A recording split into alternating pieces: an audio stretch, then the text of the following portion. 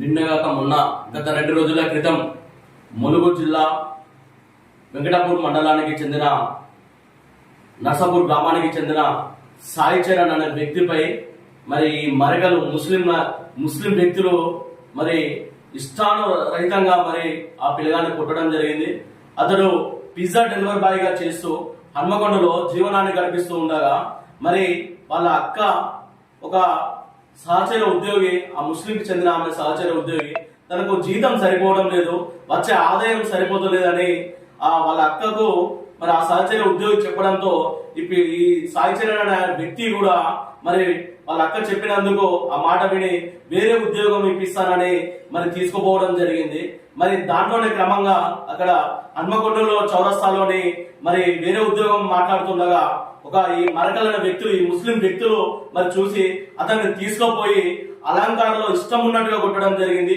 ఒక ముస్లిం వ్యక్తి ఒక ముస్లిం అమ్మాయితో ఒక హిందూ అబ్బాయి మాట్లాడినందుకే ఇంత కఠిన వ్యవహారంగా వివరిస్తున్నారు ఈ మరకలు. అసలు మీరు ఏమనుకుంటున్నారు? మీరు ఏమనుకుంటున్నారు? ఈ దేశం ఎవరిదిరా? ఈ దేశం ఎక్కడ ఉన్నది? ఈ దేశం ఎవరిది? హిందూ భారతదేశం రా నైనా ఇది. లౌకిక వాదం అంటారు, ప్రతి ఒక్కటి మీరే అంటారు. ఈ రోజు మరి హిందువులకు సంబంధించిన వ్యక్తిని ఇష్టానురహితంగా కొడుతున్నావు.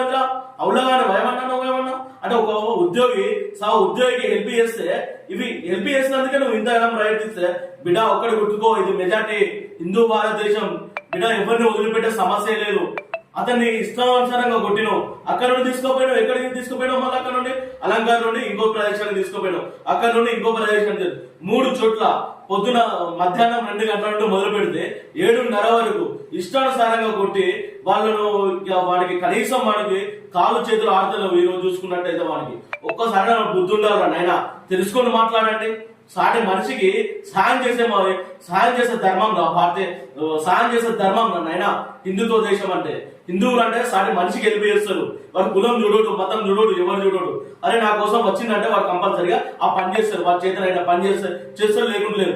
మీలాగా కులతంతా బుద్ధులు పెట్టుకొని, మీలాగా ఇష్టానుసారంగా వచ్చి ఇష్టమైన బుద్ధులు పెట్టుకొని